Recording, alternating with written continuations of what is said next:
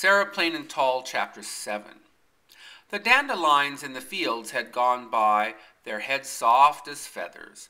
The summer roses were opening. Our neighbors, Matthew and Maggie, came to help Papa plow up a new field for corn. Sarah stood with us on the porch, watching their wagon wind up the road, 2 horses pulling it and one tied in back. I remembered the last time we had stood here alone, Caleb and I, waiting for Sarah. Sarah's hair was in thick braids that circled her head, wild daisies tucked here and there. Papa had picked them for her. Old Bess and Jack ran along the inside of the fence, whickering at the new horses. Papa needs 5 horses for the big gang plow, Caleb told Sarah.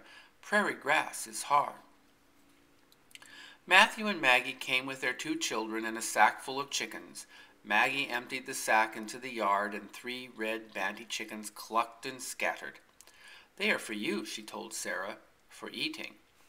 Sarah loved the chickens. She clucked back to them and fed them grain. They followed her, shuffling and scratching primly in the dirt. I knew they would not be for eating. The children were young and named Rose and Violet after flowers. They hooted and laughed and chased the chickens, who flew up to the porch roof, then the dogs, who crept quietly under the porch. Seal had long ago fled to the barn to sleep in cool hay. Sarah and Maggie helped hitch the horses to the plow. Then they set up a big table in the shade of the barn, covering it with a quilt and a kettle of flowers in the middle. They sat on the porch while Caleb and Matthew and Papa began their morning of plowing. I mixed biscuit dough just inside the door, watching.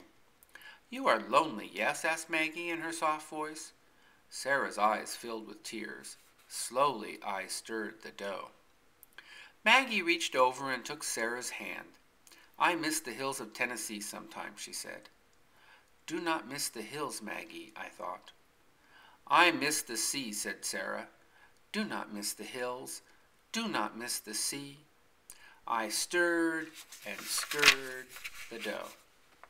I miss my brother William, said Sarah, but he is married. The house is hers now, not mine any longer. There are 3 old aunts who all squawk together like crows at dawn. I miss them too. There are always things to miss, said Maggie, no matter where you are. I looked out and saw Papa and Matthew and Caleb working. Rose and Violet ran in the fields. I felt something brush my legs and looked down at Nick, wagging his tail. I would miss you, Nick, I whispered. I would. I knelt down and scratched his ears. I miss Mama. I nearly forgot, said Maggie on the porch. I have something more for you. I carried the bowl outside and watched Maggie lift a low wooden box out of the wagon. Plants, she said to Sarah, for your garden. My garden? Sarah bent down to touch the plants. Zinnias and marigolds and wild feverfew, said Maggie. You must have a garden, wherever you are. Sarah smiled. I had a garden in Maine with dahlias and columbine, and nasturtiums the color of the sun when it sets. I don't know if nasturtiums would grow here. Try, said Maggie. You must have a garden. We planted the flowers by the porch, turning over the soil and patting it around them and watering. Lottie and Nick came to sniff, and the chickens walked in the dirt, leaving prints. In the fields, the horses pulled the plow up and down under the hot summer sun. Maggie wiped her face, leaving a streak of dirt. Soon you can drive your wagon over to my house, and I will give you more. I have Tansy.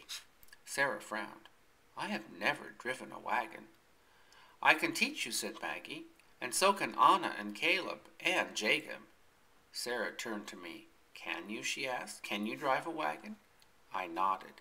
And Caleb? Yes. In Maine, said Sarah, I would walk to town.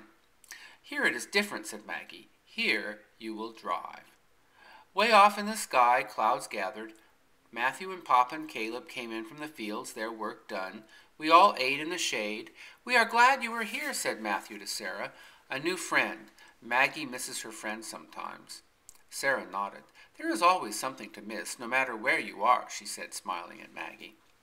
Rose and Violet fell asleep in the grass, their bellies full of meat and greens and biscuits, and when it was time to go, Papa and Matthew lifted them into the wagon to sleep on blankets. Sarah walked slowly behind the wagon for a long time, waving, watching it disappear. Caleb and I ran to bring her back, the chickens running wildly behind us. "What shall we name them?" asked Sarah, laughing as the chickens followed us into the house. I smiled. I was right. The chickens would not be for eating. And then Papa came just before the rain, bringing Sarah the first roses of summer.